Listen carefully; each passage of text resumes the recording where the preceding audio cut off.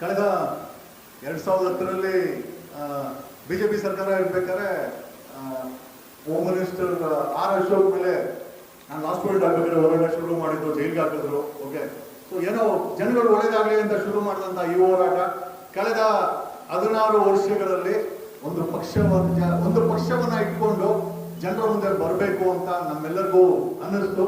So ಆ ನಿಟ್ಟಿನಲ್ಲಿ okay, ನಾನು ಮುಂಚೆ ಆಮ್ ಆದ್ಮಿ ಪಕ್ಷದಲ್ಲಿ 2020ರಿಂದ ಕೆಲಸ ಮಾಡಿದೆ, ರಾಜ್ಯವ್ಯಾಪಿ ಸಂಘಟನೆ ಮಾಡಿದ್ದೆ.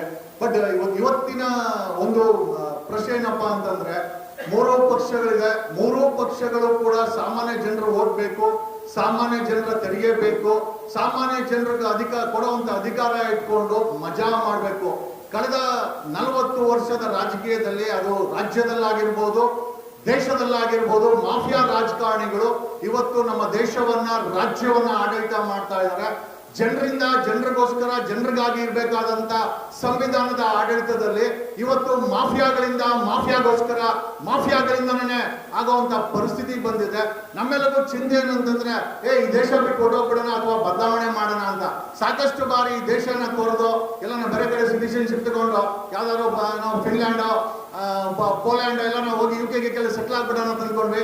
ಬಟ್ ಆದ್ರೆ ನಾವೇನೋ ಹೋಗ್ಬೋದು, ಇಲ್ಲಿರೋ ಬಡ ಜನರು ಏನ್ ಮಾಡ್ಬೇಕು ಅಂತ ಹೇಳಿ ಅನ್ಕೊಂಡು ಸೊ ಒಂದು ದೊಡ್ಡ ಮಟ್ಟದ ಹೋರಾಟವನ್ನ ಮಾಡಿಕೊಂಡು ನಾವೆಲ್ಲ ಸಣ್ಣ ಹಳ್ಳಿಗೆ ಬೆಳೆದವರು.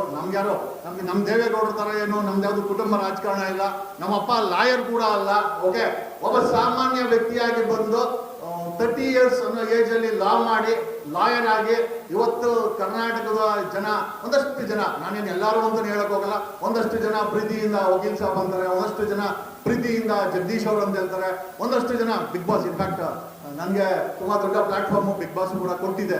ಸೊ ಇಷ್ಟು ಕೊಟ್ಟಂತ ಒಂದು ಸಣ್ಣ ಹಳ್ಳಿಯಿಂದ ನನಗೆ ಗುರ್ತೇ ಇದ್ದಂತ 2010ರಲ್ಲಿ ಶುರು ಮಾಡಿದಂತ ಜರ್ನಿ ಇವತ್ತು 2026 ಕರ್ನಾಟಕದಲ್ಲಿ ಒಂದು 30,000 ಹಳ್ಳಿ ಇರ್ಬೋದು. ಒಂದು ಹಳ್ಳಿಗೆ ಹೋದ್ರೆ ಕನಿಷ್ಠ ನಮ್ಮ ಹೆಸರು ಹೇಳುವಂತ ನಮ್ಮ ಫ್ಯಾನ್ ಬೇಸ್ ಇದ್ದಾರೆ.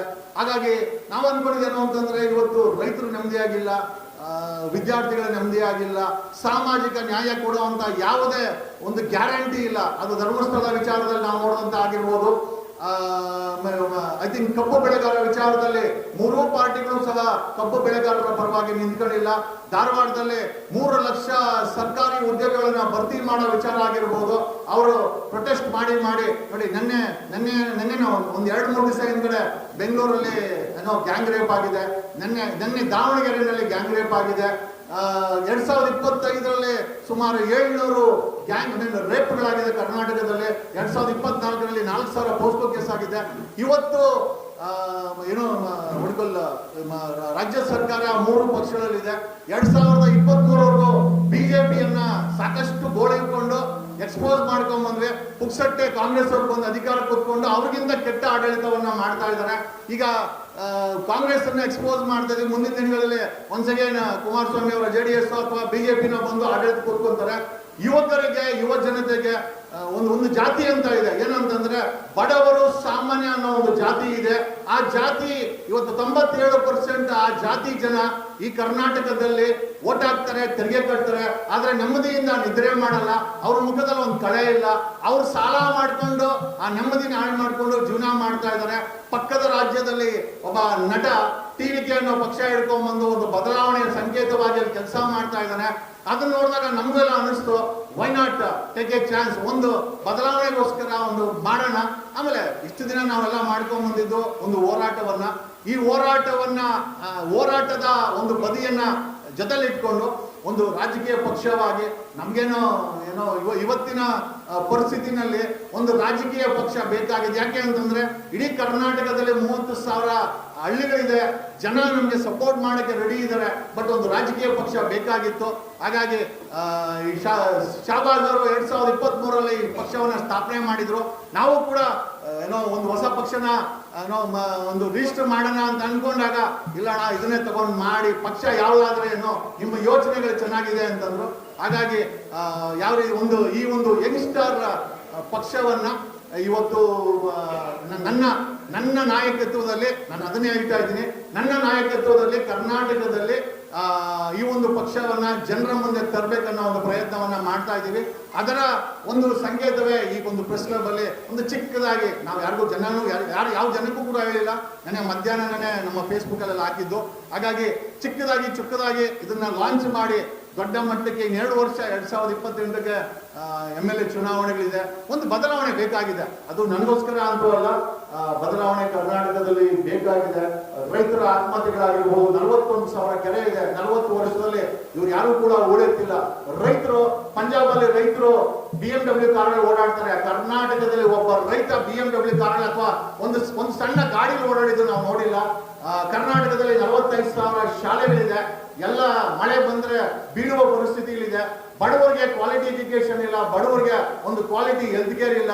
78 ವರ್ಷದಿಂದ ಇವರು ಸಾವಿರಾರು ಕೋಟಿ ಆಸ್ತಿಗಳು ಮಾಡ್ಕೊಂಡ್ರೆ ಹೊರತು ಯಾರೂ ಕೂಡ ಸಾರ್ವಜನಿಕರಿಗೆ ಕೊಡುವಂತ ರೇಷನ್ಗೂ ಕೂಡ ಇವತ್ತು ತಿಂಗಳಗಟ್ಟಲೆ ವೆಯ್ಟ್ ಮಾಡುವಂತ ಪರಿಸ್ಥಿತಿ ನಮ್ಮ ರಾಜ್ಯದಲ್ಲಿ ಇದೆ.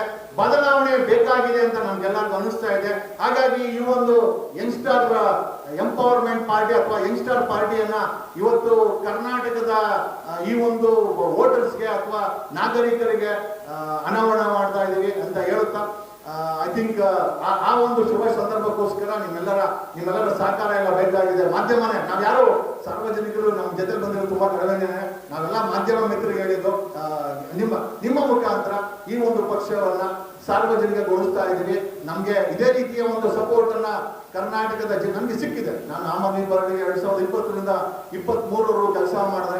ಬಟ್ ಏನಂತಂದ್ರೆ ಅಲ್ಲಿ ಮೂಲೆ ಗುಂಪು ಮಾಡಿ ಸೈಡ್ಗೆ ಹಾಕಿದ್ರು. ಹಾಗಾಗಿ ಬಿಟ್ಟು ಸುಮ್ಮನೆ ಇದ್ವಿ. ಈಗ ಕರ್ನಾಟಕದಲ್ಲಿ ಈ ಒಂದು ಮಾಫಿಯಾ ರಾಜಕಾರಣವನ್ನ ಬದಿಗಟ್ಟಲೇಬೇಕು. I repeatedly say it's mafia ರಾಜಕಾರಣ. ನನ್ಗೆ ಹೇಳಕ್ಕೆ ಏನೂ ಸಮಸ್ಯೆ ಇಲ್ಲ. ಯಾಕೆ ಅಂತಂದ್ರೆ ಬಂದಿರೋರೆಲ್ಲ ಅವ್ರವ್ರ ಮನೆಯವರು, ಅವ್ರ ಮಕ್ಕಳು ವಂಶ ಪಾರಂಪರ್ಯವಾಗಿ ಆಡಳಿತ, ಓಕೆ, ಜಾತಿ ಧರ್ಮದ ಹೆಸರಲ್ಲಿ ಆಡಳಿತ, ಓಕೆ, ಇವತ್ತು ಸ್ಕೂಲ್ ಮಕ್ಕಳನ್ನು ಬಿಡ್ತಾ ಇಲ್ಲ. ಹಿಜಾಬ್ ಮತ್ತೆ ಕೇಸರಿ ಸಾಲನ ಹೆಸರಲ್ಲಿ 99% ಇವತ್ತು ರಾಜಕಾರಣಿಗಳ ಮಕ್ಕಳು, ಅಧಿಕಾರಿಗಳ ಮಕ್ಕಳು ಬೇರೆ UK, ಕೆನಡಾ, ಬೇರೆ ದೇಶಗಳಲ್ಲಿ, ಆಸ್ಟ್ರೇಲಿಯಾದಲ್ಲಿ ಓದ್ತಾ ಇದ್ದಾರೆ.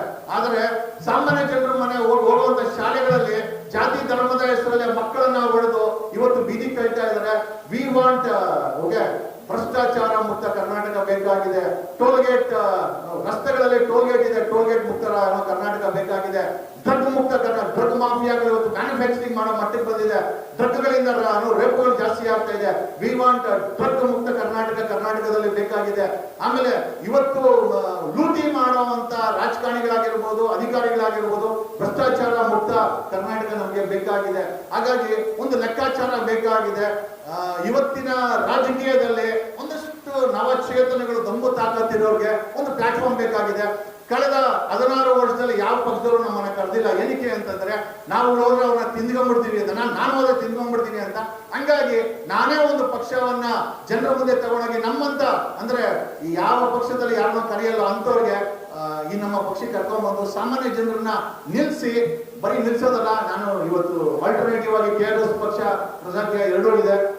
ನಾವೇನು ಅವ್ರನ್ನ ತಳ್ಳಾಗ್ತಾ ಇಲ್ಲ. ಬಟ್ ಬಡವರ ಮಕ್ಕಳನ್ನ ತಗೊಂಡ್ಬಂದು ಚುನಾವಣೆ ನಿಲ್ಲಿಸಿ 200-300 ಓಟ್ ತಗೊಂಡ್ರೆ ಬದಲಾವಣೆ ಆಗಲ್ಲ. ಗೆಲ್ಲಿಸಿದಾಗ ಮಾತ್ರ, ಈ ಕರ್ನಾಟಕದಲ್ಲಿ ಗೆದ್ದಾಗ ಮಾತ್ರ ಬದಲಾವಣೆ ಆಗುತ್ತೆ. ಯಾವ ರೀತಿ TVK ಜೋಸೆಫ್ ವಿಜಯ್ ಅವರು ಒಂದು ಬಿರುಗಾಳಿ ಎದುರಿಸಿ ಗೆದ್ಕೊಂಡ್ಬಂದ್ರು. ಪ್ರಯತ್ನ ಮಾಡ್ತೀವಿ, ಆಗುತ್ತೆ ಬಿಡುತ್ತೆ ನಾವು ಹೇಳಲಿಕ್ಕಾಗಲ್ಲ, ಮುಂದಿನ ಭವಿಷ್ಯ ನಾವು ಹೇಳಲಿಕ್ಕಾಗಲ್ಲ. ಬಟ್ ಡೆಫಿನೆಟ್ಲಿ 2028ಕ್ಕೆ 3 ಪಕ್ಷಗಳ ನಿದ್ರೆಯನ್ನ ಖಂಡಿತವಾಗಿ ಕೆಡಿಸ್ತೀವಿ. ಯುವಚೇತನವನ್ನ, ಈ ಯುವಕರನ್ನ, ಯುವತಿಯರನ್ನ ಮತ್ತೆ ಒಂದು ಸ್ವಚ್ಛ ರಾಜಕೀಯ ಮಾಡ್ಕೊಳ್ಳಿಕ್ಕೆ ಈ ಮಾಫಿಯಾ ರಾಜಕಾರಣದ ವಿರುದ್ಧ ತಂದೆ ತರ್ತೀವಿ. 2 ವರ್ಷ ಸಮಯ ಇದೆ. ಜಿಲ್ಲೆಯ ಚುನಾವಣೆಗಳಿದೆ. ಜಿಲ್ಲೆ ಚುನಾವಣೆ ಆಗಿರ್ಬೋದು. ಡೆಫಿನೆಟ್ಲಿ ಕಾಂಗ್ರೆಸ್ ಪಕ್ಷ ಜಿಲ್ಲೆ ಚುನಾವಣೆ ಟಿಕೆಟ್ ಬೇಕು ಅಂತ 50,000 ಕಾಯ್ತಾರೆ.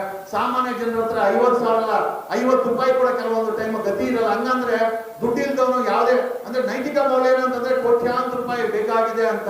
ಇವನ್ JDS ಪಕ್ಷನೂ ಅಷ್ಟೇ MLCಗೆ ನಿಂತ್ಕೊಂಡಿರೋದು 147 ಕೋಟಿ ಡಿಕ್ಲೇರ್ ಮಾಡಿರೋದು ಗೋವಿಂದರಾಜು ಅಂತವ್ರನ್ನ. ಕೋಟ್ಯಾಂತರ ರೂಪಾಯಿ ದುಡ್ಡಿದ್ದು ನಿಮ್ಮಪ್ಪ ರಾಜಕೀಯದಲ್ಲಿ ಇದ್ರು, MP MLC ಆಗಿದ್ರೆ ಇವತ್ತು ನಮ್ಗೆ ಜಾಗ ಇದೆ. ನಮ್ ತರ ಯಾವುದೇ ಬ್ಯಾಕ್ ಗ್ರೌಂಡ್ ಇಲ್ಲ ಅಂತಂದ್ರೆ ರಾಜಕೀಯದಲ್ಲಿ, ವಿಧಾನಸೌಧದಲ್ಲಿ ಯಾವುದೇ ಜಾಗ ಇಲ್ಲ ಅನ್ನೋದು ಇವತ್ತಿನ ಮಾಫಿಯಾ ರಾಜಕಾರಣಿಗಳ ಒಂದು ದಿಟ್ಟ ಸೂಚನೆ ಆಗಿದೆ. ಹಾಗಾಗಿ ಬಡವರ ಮಕ್ಕಳು, ಸಾಮಾನ್ಯ ಜನರ ಮಕ್ಕಳು MLAಗೆ ಬರಬೇಕು. ಜನ ಓಟ್ ಹಾಕ್ತಾರೆ.